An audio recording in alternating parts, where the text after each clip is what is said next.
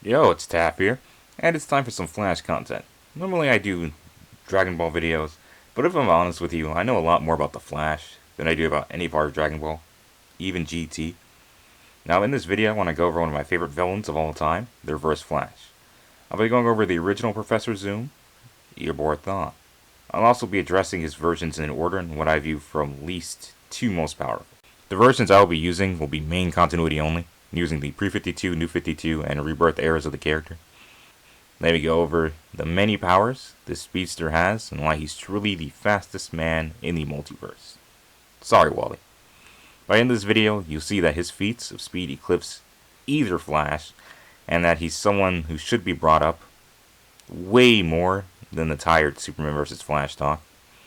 Now to start this off, I'm going to use what I see as the weakest version as base. Eobard Thawne in New 52 was a dictator in the 25th century, unable to completely control Central City because they fought in memory of their hero, the Flash. In order to cement himself as ruler of the future, he traveled through time to give Barry Allen the same origin as him, murdering his mother and framing his father. The thing that sets this Thawne apart is that he doesn't have super speed. Rather, he has time manipulation, so advanced he can stop and slow time to imitate super speed. Which, while a powerful ability, puts him so low because in terms of fiction, this is the power that could pretty easily be countered by characters that can resist time hacks. It generally just lacks versatility. But I will go over his feats anyway, just so you get a general idea what he's capable of. He's able to completely stop the Flash at his tracks, effortlessly surpassing him in every encounter thanks to his power set. No matter how fast Flash goes, he has complete control over how long his movements take. He even states that he could dodge Flash's attack on a separate day, and that he has complete control over the flow of time in the universe. Now I know his power was universal in range and not localized because of the Flash. Flash in New 52 has the power to push time forward, and he does this for the entire universe. So if Barry's only response to Eobard's power was to run faster than he's ever ran before and speed up time along with him, it had to have been done on a universal scale. The real reason he's so low on the list is because he lost really easily. After Barry sped up time, and thus there was no longer any time manipulation, Flash one-shotted Zoom. His costume is cool, but at the end of the day this version is just a knockoff of his successor Hunter, and pales in comparison to the next Eobard. But before we move on, summation of his speed. Obviously infinite while time is stopped, unknown when it isn't, and he has the additional power that he can alter the age of his enemies, typically just rapidly aging them to death. I spent years figuring out how you came to be. Duplicated the reaction, and it worked. Now this next one is a doozy. Technically I'm going to be talking about pre-crisis Eobard and post-crisis pre-brightest day Eobard. We'll start with the latter and I'll explain why later. Now this version of Thawne is the one you know, a fanboy of the Flash, so much that he dressed as him and had plastic surgery to look like him, and he recreated the experiment that gave Barry his powers, and in doing so became his equal. Because of this, we can scale Eobard to Barry Allen in his prime. We get statements from Wally and from guidebooks putting the two at equal, so there's no contradiction in doing this. But let's talk about his more notable feats anyway. He's able to fight the first Flash, Jay Garrick, Max Mercury, and Johnny Quick all at the same time. Then he dominated Wally West, though to be fair, at the time Wally had a mental block that didn't allow him to surpass Barry. Eobard is able to casually travel through time with speed alone. I've seen a lot of people consider this immeasurable. I personally don't, but just know it's something he can do. While impersonating Barry, he could attack Green Lantern with all the Rogue's weapons at the same time, not to mention the thrashing he gave Hal with just his speed. But by far the most devastating of Eobard's abilities were his uses of vibrations. He was able to use them to scramble the brains of his opponents and kill them, not to mention he can use them for standard intangibility and dimensional travel. The biggest weakness of this version is that he's limited to being as fast as Barry, so he couldn't beat any speedster faster than Barry, which is why he loses to Wally West, Savitar, Hunter, Zolomon, and so on. Even with that limitation though, Professor Zoom is much faster than characters like Superman and Green Lantern. He directly scales to Barry, so we know he's much faster than light, and even faster than time itself. Also, he has a weird version of immortality. As Wally stated, he could hit him as hard as he wanted because he knew he was fated to die by Barry's hands, so he couldn't kill him. Now obviously saying he cannot die at all is a no limits fallacy, and incorrect since he was killed by Barry. But you'll find that the Reverse Flash always coming back is somewhat of a consistent character trait. Summing up his speed, we know that scaling from Barry is faster than every hero on Earth other than Wally and Bart. He's fast enough to travel through time at speed alone, and you can apply any calc for Barry to him. Now, the next version of the character I want to talk about is technically the same as the one I previously spoke of. As you guys know, DC loves to reboot their timeline for the multiverse every so often. Typically when they do this, it completely changes a character's history. But the Flashes are different. Though everyone else forgot the Crisis on Infinite Earths, Barry's sacrifice and history remained the same, with minor tweaking to fit in the new lore. The same thing applies to his best villain, Reverse Flash. Now, I just told you the origin of a fanboy destined to be a villain, which is a departure from the original origin, where Eobard only liked the concept of the Flash's speed, but wanted to use them to be the greatest criminal in history. Much like in Post-Crisis, he uses the Flash's suit to gain super speed. However, the Speed Force didn't exist at this point of the universe, so instead he gained his powers from his costume, and then from an element he named after himself, Element Z, Element Zoom. Because he's technically the same as Post-Crisis, that's why they're so close in these rankings. But you could scale Silver Age much higher, only able to scale his counterpart off of him. He's mostly the same, as I said before, as fast as Barry, able to travel through time with speed alone, though by far the greatest power possessed by this Reverse Flash is the complete control of his molecules, because he was able to control them to the same degree as the Flash. By changing the vibrational patterns of the Flash and his wife Iris, Eobard was going to destroy the universe. Keep in mind he didn't have to make this a chain reaction. He could have done this himself by changing the frequency of both of his hands. This is also a version that invented using vibrations to fatally wound major organs. The additional power of telepathy is particularly worth noting. He can use his mind to swap places in time with his opponent, and he can even project mental blasts of mental energy to take out his foes. This is even mentioning his ability to use a science known as ultra speed to perform impossible tasks, like creating a ray that turns people evil, or turning a common razor into a matter manipulator. Before we move on to the fastest version of Zoom, I want to just focus for a second on how broken the Silver Age version is. Because he's as fast as Barry, so he can travel to the 16th dimension with speed alone. He's faster than Superman, who broke the balance of infinity with his speed, and he can travel through time by running, which is obviously just a common staple of the character at this point. He can vibrate through solid matter as if it wasn't there, and he can even disassemble his molecules and send them into the future. So he's ever in a tough spot, he has at least 3 ways out of that situation. Then on top of that, he can manipulate his opponent's minds to turn them into his puppets. His greatest power is definitely his versatility. Imagine if he was fighting someone like Hit from Dragon Ball Super, and Hit tried to go into his dimension. The Reverse Flash could follow him to that dimension by matching the frequency of it, and while he was there, he could reverse the vibrations of Hit and his dimension, causing the dimension to implode on itself. While it doesn't have a lot of applications in battle, he's also incredibly intelligent. Creating a ray that can turn people evil and has a range across time, like I said earlier. He can devise plans capable of stunning the Flash and Green Lantern.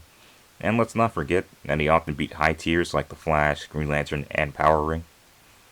Eobard Thawne in the Silver Age is a beast, but he's no match for the version we've gotten since Flashpoint.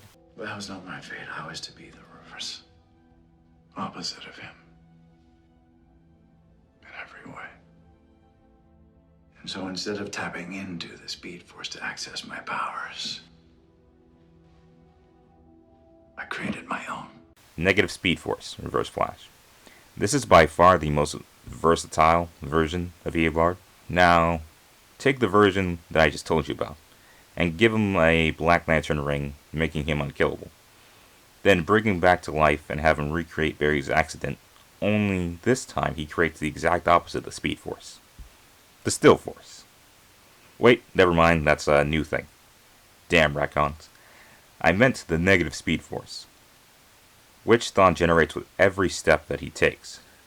It's stated that the Negative Speed Force feeds on its positive counterpart, like a cancer. Eventually, it even rivaled normal Speed Force in size. Keep in mind that the Speed Force is so vast, it surrounds the entire multiverse, and unlike the Flash family who have to share their speed with the entire multiverse, Eobard currently only shares his power with one other speedster. This would naturally make him the fastest speedster in all of DC. For example, keep in mind that Wally West outraced instant teleportation with the speed of Earth, and he matched the Reverse Flash's successor, Zoom, with the speed he gained from Jesse Quick. Obviously, a multiverse worth of Speed Force surpasses both of these feats. And then on top of that, Eobard can match Barry when he absorbed the entire Speed Force, which we saw from Bart gives more speed than every Flash, which only makes sense, and it allowed him to damage Superboy Prime with physical attacks. Except Thawne would be even more capable than that, since Bart's body was dying the entire time. But his insane speed isn't the only thing that makes this the greatest version. He also has a lot of impressive hacks abilities, one of which is the ability to change time without affecting himself. As he says in the popular TV series on the CW. I am the only speedster that knows how to manipulate the timeline to get what I want. Now, he can't make big changes, he can't kill the Flash, but he could make it so that he had no parents, and still have the timeline play out accurately. When Flash tried to correct this change, he caused Flashpoint. He can also erase people from the timeline. Now, this is different from killing people. He can kill people at one point in time and make it so that they never existed at all, which is definitely one of his greatest abilities. In addition to existence erasure, he can also age his opponents to death, and steal time from them, allowing him to alter his own age at will. His speed cannot be stolen, because he can generate more with every step that he takes, not to mention how much speed he has in reserve that he can just tap into at any time. Then there's the obvious powers he has, which we've already talked about, like his complete control of its molecules, his manipulation of the Speed Force, and how he can remove another speedster's aura. But before we go, one last bit of scaling. According to Thawne, Wally is a novice with the Speed Force. Wally West is the most experienced Speed Force user in the Flash family other than Max Mercury. So if Thawne thinks that Wally is a novice, he should be able to accomplish the same feats he can do and more, meaning that if he wanted to, he should be able to steal speed. Now you can debatably say he should be able to do everything Barry could do when he was connected to the negative Speed Force. Barry was clearly unstable, and it's obvious that Thawne has a better grasp on how to use it, but due to his knowledge being as incredible as I mentioned earlier, it's not a stretch to say he'd be able to use these supposedly uncontrollable negative Speed Force powers. But by far, his most powerful feature is his paradoxical existence. After running through the time stream during Flashpoint, he became unanchored from the timeline, meaning he can no longer be affected by timeline changes. But not only that, he cannot die. I'll go over his deaths real quick. He's killed by Batman during Flashpoint. He comes back in the New 52. And you may say that it's a different version of the character, but after being struck by lightning, he transforms back into his post-crisis self. So even a time-altering event caused by Dr. Manhattan can't permanently change him. Then after he remembers who he is, he's killed by Manhattan. But even that cannot keep him dead, because Thawne comes back again. And then he's killed by Iris in the future. And then he comes back again. He dies so much the Flash Museum has a section dedicated to it. And yet, no matter what, he always comes back. I rate this Reverse Flash above the others for that alone. At the end of the day, Zoom is probably the fastest being in the multiverse, outside of extra-dimensional being. Now, that title was recently given to Wally West. And trust me, Wally is fast. But Eobard has an entire Speed Force, which should be the same size as an infinite multiverse at his beck and call. And if for some reason that's not enough, he can always generate more energy by running. Also, the speed list by DC shouldn't be taken as 100% fact.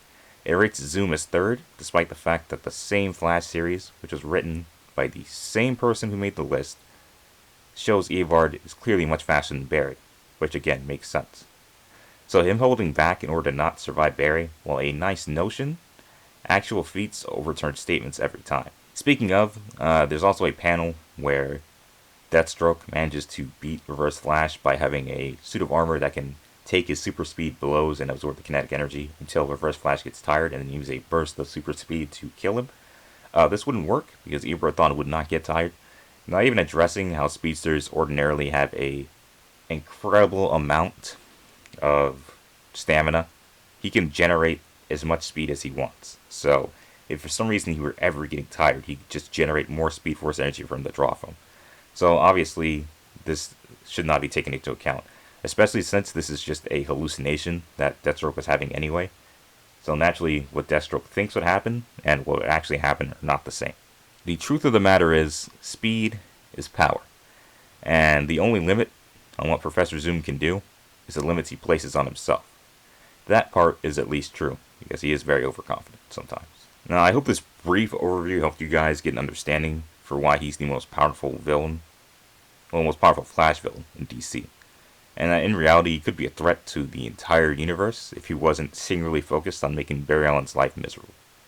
Now, when you're discussing Justice League busting foes, Eobard Thawne should always be a part of that talk. In the description, you'll find the typical scans, respect threads for various versions of Zoom, that sort of thing. And I plan to do videos on each specific version to talk about the higher scaling, because again, this is a very brief overview. I just want to generally discuss why, even with his most basic abilities, he's one of the most threatening bad guys in DC. I barely got into the negative Speed Force's true applications, or how ultra speed science can completely upgrade his abilities. If you're interested in a Reverse Flash video, comment down below. Tell me who you'd be interested in seeing fight him, and if you like the video, give it a like. Subscribe to see me talk about this beast again, and please share this video around so we can counter all the misinformation that surrounds Zoom. Also, keep in mind you can recommend videos that you want me to debunk in the comments section down below, since usually I'll be putting a debunk video out today. Next week I have the Goku vs. Superman parts 4 and 5 debunk coming out, so please look forward to that. And remember, when people talk about who the fastest man alive is, his name isn't Barry, or Wally, or Bart, or even Jay. It's Eobard Thawne.